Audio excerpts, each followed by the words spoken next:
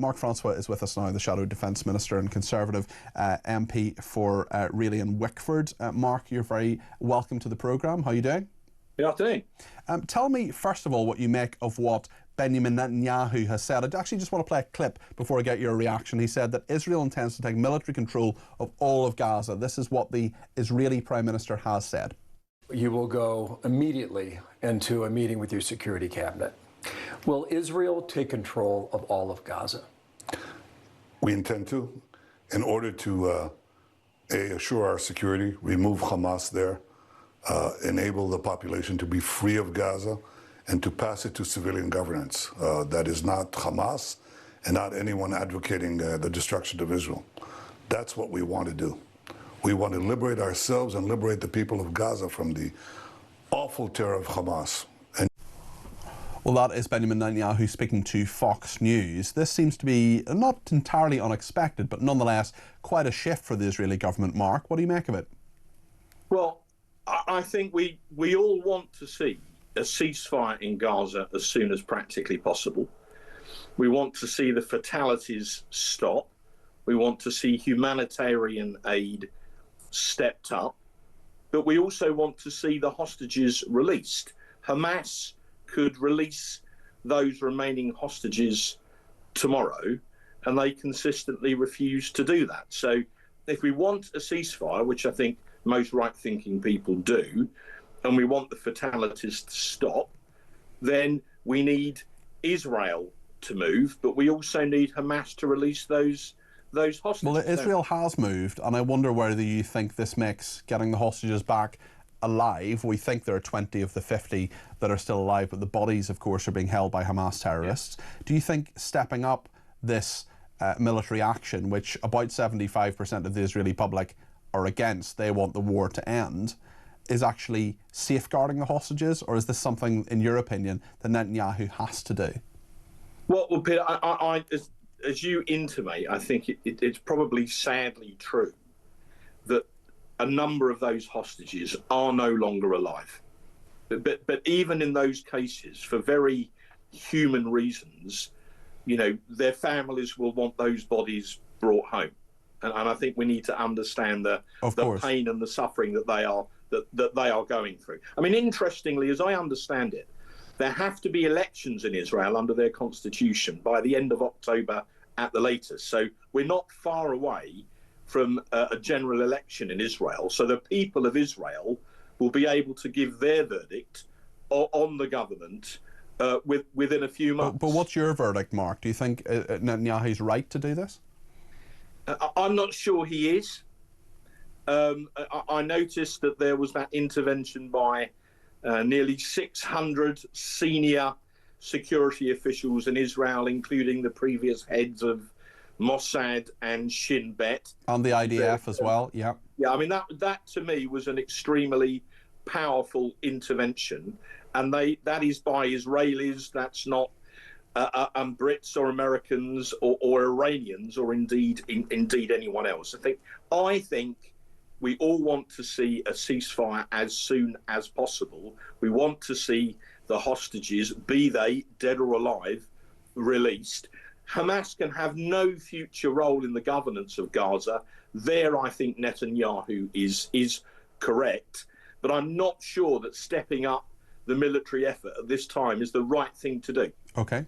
Let's turn to another major matter of foreign policy. Ben Wallace, the former Defence Secretary, your former colleague on the Conservative benches, says that Britain should be invited to peace talks which may occur between Trump, Putin and Zelensky. Do you think that should happen? Well, the Conservative Party's consistent position has been that there should be no negotiations about Ukraine without Ukraine being in the room. So I think Trump has now started to harden his position with Putin. He's threatened sanctions on other countries that buy Russian oil. That, I think, as it were, brought Putin to the table. We need to see whether this summit between Trump and Putin actually takes place. But assuming for a moment that it does, and there are subsequent negotiations, it's absolutely imperative that the Ukrainians, and ideally Zelensky, are part of that negotiation, because it's their country's fate that is being negotiated. So, and Ben Wallace is a personal friend of mine, and I understand the point that Ben is making. But I think Zelensky showed in that famous meeting with Trump in the White House he's more than capable of looking after himself. So the sort of addition of Keir Starmer or David Lammy or whoever, perhaps not necessary? Well, perhaps not in the first instance. I mean, if there is going to, there's a number of stages here. Firstly, you need to get a ceasefire, and I think the risk is that Putin continues to play this out. He thinks that on the battlefield he's winning, despite Russia having suffered almost 1 million casualties since the full-scale invasion in 2022. But in Putin's mind, one village at a time, at great cost, he's winning. So I think it's good if Trump is, in pub English, calling his bluff. And if we now see whether or not Putin is serious about a ceasefire, if he is, and I'm slightly sceptical, but if he is, then you've got to involve Ukraine. And if there is a ceasefire deal, then there's all this talk of a coalition of the willing, including the UK, to help provide troops and aircraft to back up that ceasefire. Clearly, at that stage, we would have to be involved, as would our senior NATO partners. But there's a sequence to go through here. First, Putin and Trump probably have to meet, and then you have to feed the Ukrainians, i.e. Zelensky, into the process. Sure. And there can only be a ceasefire if it's something Ukrainians can accept. Do you agree with the former Prime Minister Gordon Brown when he says the defence budget should be moved outside the current fiscal rules that Rachel Reeves has? So essentially, you could actually borrow to pay for what is day-to-day spending. He sort of argues it's not really day-to-day spending because it's so fundamental to the defence of the realm. What do you make of that? Well, the government is borrowing on a vast scale as it is. There is a risk of a bond market strike. Of international investors refusing to lend us more money because the government is borrowing so much. Well, the rates are even higher than the financial crash caused by Kwasi Kwarteng and Liz Truss. Yes, because we're having to pay a premium to international investors to continue to lend us money. Now, on the defence point specifically, here's a fundamental problem. We had the much vaunted defence review. It's all smoke and mirrors, Peter. When you go into the weeds of it, which is what people like James Cartledge and my boss and I are paid to do, there's no new money really for 2 years. The government are using the £3 billion a year that they give to Ukraine and counting that as part of the UK defence budget, even though that is not the way it's normally done. That's historically been separate and from the Treasury Reserve. So they're already rolling in that money to make the UK defence budget look bigger. So there's tremendous smoke and mirrors going on. And what Gordon Brown is suggesting on one level, threatens to muddy the waters even more. Labour have announced a defence review. It's contingent on spending 3% of GDP on defence, specifically on defence, by the time you get into the early 2030s. The 3 reviewers were very clear about that.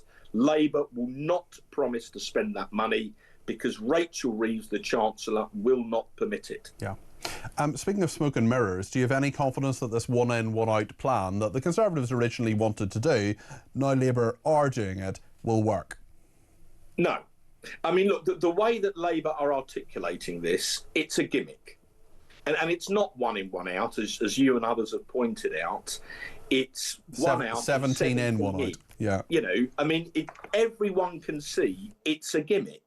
They won't even tell us how many people are involved, in the first wave of this. The truth is, Labour are desperately scrabbling around. Every week, they come up with some new gimmick or initiative, and the boats keep arriving. The only way you stop those boats is with a firm deterrent, which is something akin to what was our Rwanda plan, which Labour scrapped in a fit of pique on coming to office. The brutal truth is they have absolutely no clue about how to stop the boats. So every week there's a new gimmick, and yet the boats keep coming. And that's why the public rightfully is so annoyed. One final thought from you, Mark, on ID, digital ID. Your colleague on the front benches, Chris Philp, has said he's thinking about it, he's looking into it. This is something that the former Prime Minister Tony Blair wanted about 20 years ago, but digital IDs would be slightly different. What is your thought on this? Because I can safely say our viewers and listeners are divided on this one. Well, historically, the Conservative Party has been opposed to ID cards, you know, on the grounds of civil liberties. So that's our starting position.